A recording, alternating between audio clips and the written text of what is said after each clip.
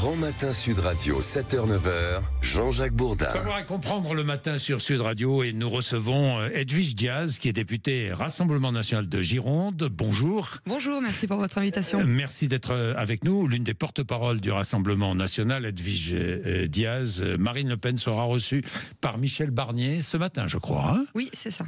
Ce matin. Bien. Que va dire Marine Le Pen à Michel Barnier ? Eh bien, je pense que Marine va lui rappeler les propos qu'elle a tenus le 1er octobre dernier. Le 1er octobre dernier, c'était le jour de politique générale, le discours de politique générale de Michel Barnier. Et à cette occasion, tous les présidents de groupe ont eu l'occasion de s'exprimer.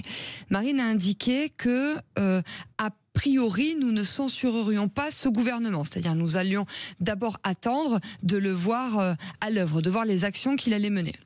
À cette occasion, elle lui a rappelé que nous avions trois lignes rouges en quelque sorte. La première, trois demandes. La première, c'était qu'il n'augmente pas les impôts. La deuxième, c'était qu'il rétablisse l'ordre sécuritaire migratoire dans notre pays. Et la troisième demande, c'était qu'il instaure une dose de proportionnelle. Force est de constater que depuis le 1er octobre, Monsieur Barnier n'a pas répondu à notre appel. Je vais même vous dire pire que ça, les macronistes, le gouvernement a manqué un rendez-vous, notamment à l'occasion de notre niche parlementaire qui s'est déroulée le 31 octobre, où le gouvernement aurait dû voter en faveur de deux de nos textes. Le premier, c'était un texte visant à faciliter l'expulsion des délinquants étrangers, et le deuxième visait à rétablir les peines planchées, notamment en cas de trafic de stupéfiants. Donc là, il manque un dernier rendez-vous à ce gouvernement, c'est le rendez-vous budgétaire. Pour l'instant, le budget ne nous convient pas parce qu'il comporte trop d'augmentation d'impôts. Nous verrons si Monsieur Barnier met en place le 49.3. Si jamais il met en place le 49.3, nous attendons de lui qu'il récupère un certain nombre de nos propositions, puisque vous le savez, nous avons déposé un contre-budget qui est construit sérieux et nous attendons de Monsieur Barnier qu'il s'en inspire. Bien. Donc soyons clairs. Parce que là, vous étiez très clair, Edwige Diaz. Aujourd'hui, en l'état, vous ne censurez pas le gouvernement. Vous attendez les réponses de Michel Barnier. Oui, nous attendons les réponses de Monsieur Barnier, tout en l'alertant sur le fait que son gouvernement prend une très mauvaise direction. Oui. Puisque je l'ai dit, il n'a pas entendu nos propos du 1er octobre, il n'a pas voté en faveur de nos textes le 31 octobre, et donc on va voir ce que fera sur le budget. Michel Barnier vous propose la proportionnelle aux prochaines législatives. Oui. Michel Barnier vous propose de ne pas augmenter les taxes sur l'électricité. Oui, c'est très important, les taxes sur l'électricité. Je sais parce que j'en ai beaucoup parlé avec des élus RN. Oui. Bien. Si ces propositions sont là, parce qu'il va y avoir un texte sur l'immigration défendu par Bruno Retailleau dans quelques semaines. Si ces propositions sont mises sur la table par Michel Barnier, est-ce que vous vous engagez à ne pas voter la censure ? Ça dépendra du calendrier, parce que le problème, c'est que les engagements avec ce gouvernement, on ne peut pas tellement les prendre pour acquis. Moi, je me souviens, l'année dernière, il y a un an pile, Madame Borne nous promettait un débat sur l'aide médicale d'État pour le premier trimestre 2024. Nous attendons toujours ce débat sur l'aide médicale d'État. Donc, elle n'est plus là. Oui, d'accord, mais elle est restée un certain nombre de temps, et puis le successeur aurait aussi pu se saisir de cette opportunité.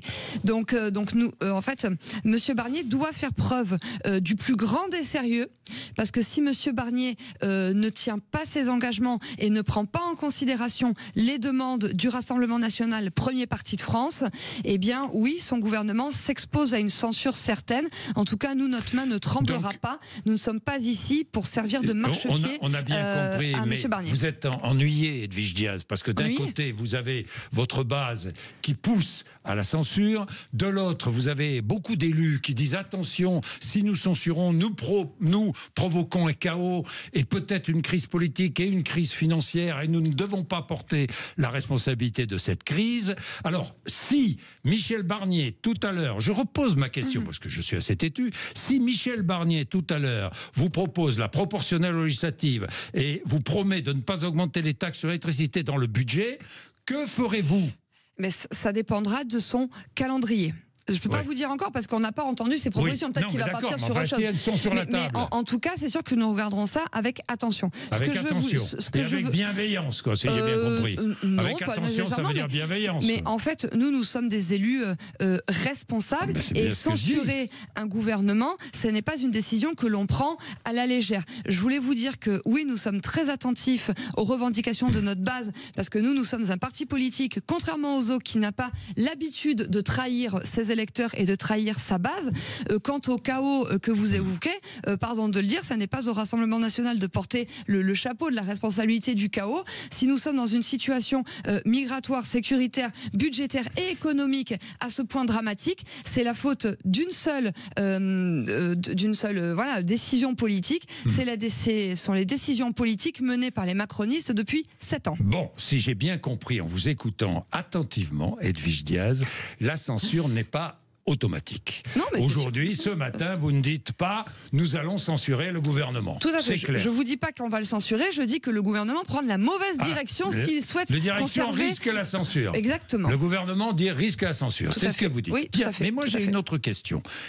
La censure, s'il y a censure après 49.3, la motion de censure sera déposée par LFI ou par la gauche, le NFP. Pourriez-vous mêler vos voix à celle d'un parti qui veut sortir du code pénal le délit d'apologie du terrorisme? Je vous pose franchement la question. Oui, alors, déjà, il est tout à fait possible que nous-mêmes, nous déposions notre propre motion de censure.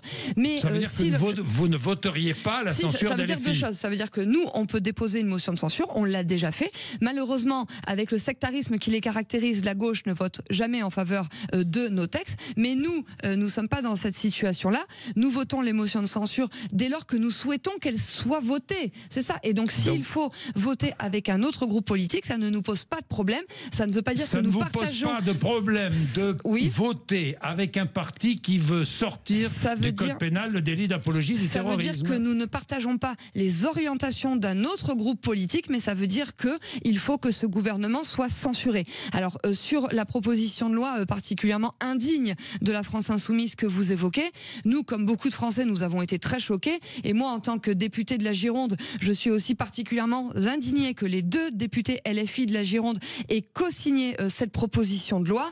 Et j'espère que ce texte ne sera jamais présenté à l'Assemblée nationale. En tout cas, il a très peu de chances d'être voté. Et c'est heureux pour la France parce que ce texte est vraiment une insulte à toutes les victimes du terrorisme dans un contexte où l'augmentation de l'antisémitisme fait froid dans le dos. Oui, justement, Edwige Diaz, est-ce que vos électeurs comprendraient que vous votiez avec LFI, avec ce parti qui propose que l'apologie et terrorisme mais c'est ce que je dis en fait. Moi, je fais bien la dissociation. Et d'ailleurs, les macronistes ça vous gênerait pas, vous, à titre personnel? Non, mais en fait, ce qu'il faut, c'est que si jamais M. Barnier ne se comporte pas bien et ne respecte pas les électeurs du Rassemblement national, il faut qu'il soit censuré.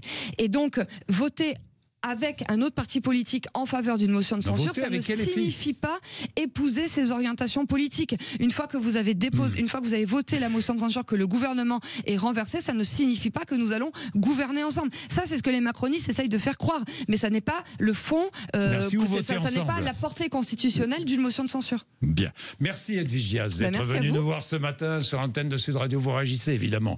0826 300 300.